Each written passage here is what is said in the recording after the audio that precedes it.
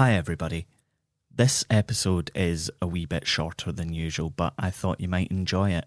It's a longer version of a much shorter piece that I submitted for assessment at university, so why not? Right? It's always been noisy down by the River Aire. Today it's cars on a nearby main road, and children in the playground of Kyle Academy. But for centuries the river has been a hub of industry, with the Overmill a little way up the river, and the imposing, almost ethereal ruined structure of the Homeston lime kiln jutting out of the undergrowth, as though left over from an age of myth and magic. And if you consider turning limestone into slaked lime magic, then you would have been delighted to see it in its heyday, before nature began to reclaim the stone structure, and generations of kids using it as a drinking den saw the structure become just a wee bit sugary. Although it's just a husk now, run down over centuries by industrialisation elsewhere, it stands as a monument to Ayre's industrial heritage. But under the thrum of traffic on the river's southern bank, you might just hear the almost imperceptible babble of a spring that's been there much longer than the lime kiln, and speaks to another age of myth. Down by the water's edge, obscured by plants and, thanks to climate change, often the water of the river itself, is a little heel-shaped mark in the ground, where a tiny wellspring patters up from the bedrock. It's called Wallace's Heel, and was, supposedly, created by Scots hero William Wallace, who leapt down to the riverbank while hiding in the Legland forest from English soldiers with braying hounds. What had he done? Well, he broke a soldier's spine over a one-groat bet, hitting him so hard with a staff that it snapped like a twig. Wallace must have been a pretty big guy, or landed like a Marvel superhero, because the story goes that his boot left such an imprint in the rock that the water instantly sprang forth, and still does to this day. He swam to the other side, eliminating his scent trail, and lived to fight another day. The lime kiln, affectionately known as the Castle in Ayre, is proof positive that even the most mundane objects can become attractions for visitors. The fact that it's so close to another one, a tiny spring in the rock, must have been really convenient for the Victorian Council, building a footpath for people to promenade along.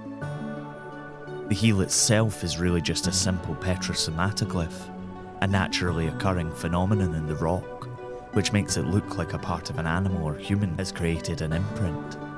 These then take on cultural significance over time, as folktales grow up around them, and we kids learn that William Wallace once escaped from soldiers. Right there, on that very spot. There are hundreds of Petrosomatoglyphs all over the world, and more than a few of them are in Scotland. From the feet of St Columba to those of King Constantine, and even in Shetland, a giant whose footprint is said to cure warts for some reason. But in 1745, a bonny prince came through the borders town of Kelso, marching in formation with his men, leading a beautiful brown horse on the road towards England. Charles William Stuart stayed in the town for a couple of days as he sent Jacobite envoys over the border to declare his intention to march south and take the throne. But the stay was full of bad omens. Well, there were two bad omens. First, one of the Camerons of Lochiel cut himself while unsheathing his sword, something that was considered incredibly bad luck by the Highlanders and the army. Secondly, Charlie's horse cast its shoe on Roxburgh Street in the middle of the town. Bad omen? Maybe. Embarrassing for Charlie as the people watched the young Chevalier come down the main street? Almost certainly. And of course, the horseshoe, which is embedded in the cobbles of the street, isn't the same shoe that the horse cast off, and the horse didn't hit the ground so hard that it created an imprint. but it tells the people of Kelso and visitors who want to stand in the middle of a road outside a semi-chem and across from the co-op something about their history.